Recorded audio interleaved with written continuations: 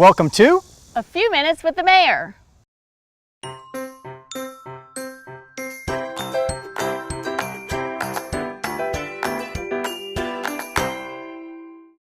Hello, my name is Damian Graham. I'm with the City of Raleigh, and this is Mayor Nancy McFarland. Thank you for being here with us today. We are shooting today from, it's called Flowers Cottage, and it's one of the many buildings that are on Dick's campus. And we've had spent a lot of time talking about the Dick's Park planning process on this show, and we thought we'd come actually to the location today. So one of the things that you're doing is you are now looking at all the various buildings that are spread throughout the entire park and assessing what to do with them. What is that process, and how are you evaluating how to utilize these buildings moving forward? Well, we have about 1.5 million square feet of buildings here. And the first thing we're doing is really looking at them at condition. And you know, whether we keep them or tear them down, there's going to be a cost. And sometimes the cost is a lot because of environmental remediation, asbestos, lead paint. A lot of these were built in that era. So we're really evaluating those to see the costs of both ways. And then also, a lot of it is what's the vision for the space? What do we want the park to feel like? How do we want it to be active? And what, if we keep buildings, what are we going to put in there? So there's buildings that are historic that have a lot of value that clearly we want to keep, and we're still figuring out what might be the best use. There are some buildings we've looked at and they're in such bad condition and they were never, you know, ever heard there's antiques and there's old furniture? We got some antiques, but we got some old furniture. So it's going to be a combination of keeping the great ones and seeing the best use, and then some of the other ones are, not only do they not have value as the building, but also as we're looking at programmatically what's going to be here, what it's going to look like, it's better off if they're not here because they just don't serve a purpose. And the state is still in several of these buildings. They are currently using them as office space, and so that will transition in time, I suppose. Right. So they have a lease. I have about maybe 7 more years on part of the property, and then they had a longer lease on some of them. But I think that, you know, they are looking at options to move and where they're going to go. This building was empty, and so the state turned it over to us. Technically, they still have control of all the buildings. But they turned this over to us, and the Conservancy renovated it, and they did a great job. And the Conservancy, to remind folks, is a separate entity from the city, but their primary role is to help raise funds to make this a wonderful park that we expect it to be. They raised $3 million and are paying for all the planning processes, and that means all the public meetings we have, you know, if whatever goes into that, they help pay for. They're doing a phenomenal job. And so, since you referenced it, and we've talked about it on the show a couple times, is this master planning process that's going on now. But to remind folks, when it's complete this fall, or maybe February. Or February. Yes, as we round the corner into the new year. So, what are the steps? I know we've had a lot of public engagement throughout the entire thing. So does it just go before council and you vote on it, or how's that roll out? We will be looking at a draft in the fall, and I think that'll be a great time to get even more feedback, council people, all of those things. And so a lot of it is the fine tuning, I think, between the draft and the final presentation to council. Like you said, we have had so much citizen input. We've had great community meetings where hundreds of people show up. I think the best engagement we've had has been the sunflowers. Oh my gosh, yes. It is, we had 2 million impressions on social media. It's unbelievable, the pictures, and people are coming from other towns. We met a couple that came from Lumberton just to see the flowers. So that's been one of our best tools. And you know, a lot of it is the ability to engage people and say, so what do you want to see here? You know, besides things like this.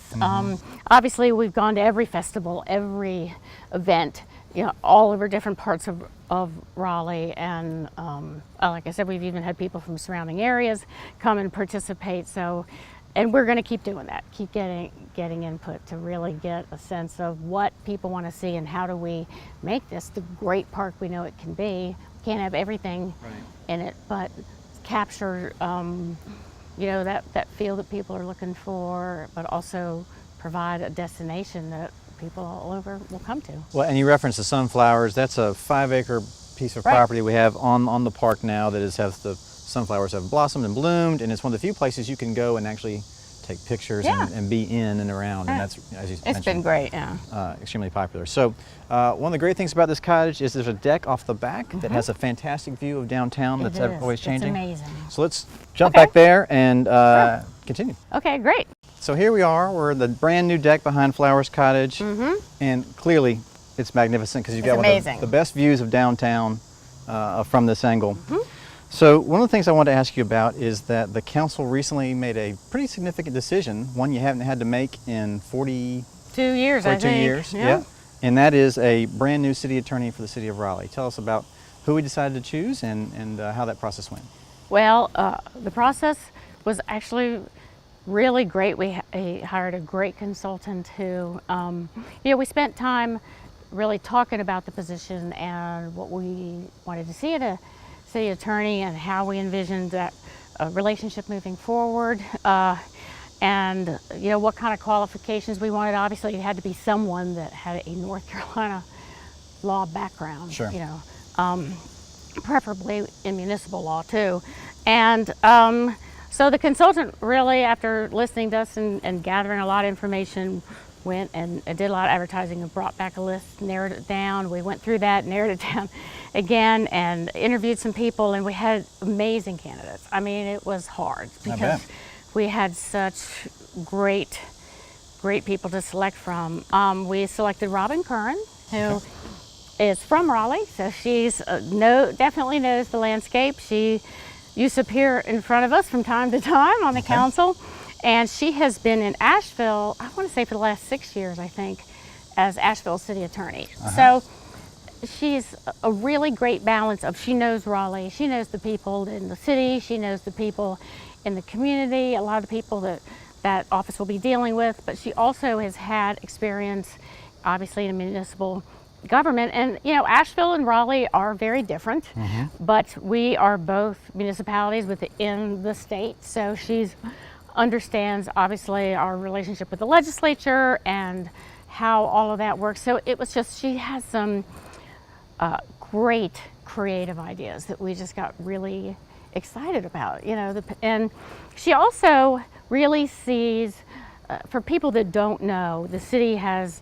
the city attorney in their office, the city manager in their office, and then the city clerk. Right. And so as a council, those are the three people that we have employment, can hire and fire, responsibility for, nobody else. We don't oversee department heads or anything. So she was very excited about establishing great working relationships between the attorney's office and all the department heads and all of those, and really kind of integrating it a little more than I think people had kind of seen the attorney's office in the past as, well, now that we've done everything, we can just take them to contract to be approved. But if they're engaged more from the beginning, then you can take care of a lot of those things that might be problematic at the end along the way. So, it seemed like kind of the best of multiple worlds. And so they are providing certainly counsel to the city council, but and to you, but also to the city organization efforts and I mean, it's a lot. It's interpreting state statutes on multiple things and how they affect what we can do. It's land use. Obviously, there's a lot of land use, not only ordinances and things that we develop, but there's things that the state has set that we have to make sure are worked into our things correctly. It is all those contracts. It's sometimes it's giving us legal advice on situations, or lots of times it's laying out in decisions, here's your choices, here's your risk, and help guide us through this situation. So well, and she's coming in the next couple of months. She's coming in around the end of September. She's got some projects and she was working on it and felt very committed that she wanted to see this through, which was a good message to us. And I think that'll work out well. We kind of take a little break in the summer, and then we'll be coming back the end of August. So we're very excited. Well, and you mentioned something important there. Summer break. This is a period where the council takes a little bit of a break, not a significant, just a couple of weeks off, which is good, and the various commission meetings won't be meeting as well. So what are you going to do with that time off? see, I don't know. My favorite is always the beach. Love the beach. And, you know, sometimes it's just nice to have some downtime. I might have a grandchild I like to play with. Yeah. But, you know, having a few extra hours, even, you know, come here. I know, like everybody else, I've been to the sunflowers and the festivals coming up. So sometimes it's just mostly spending time with my family that I don't normally get to. Yeah, that's wonderful. Yeah. So you can find me on my lawn, probably, weeding, a weed garden I've got going in the front yard. Oh, you asked me fun. I thought you were asking fun. I did. Yeah. Well, that you didn't ask me about sadly- the cleaning the basement and that stuff. Yeah, no. Well, listen, it's hot as all get out. I am sweating. You are glistening. So we'll wrap it up. But thank you for Thank taking you. time. Sure. And thank you for watching. Thanks.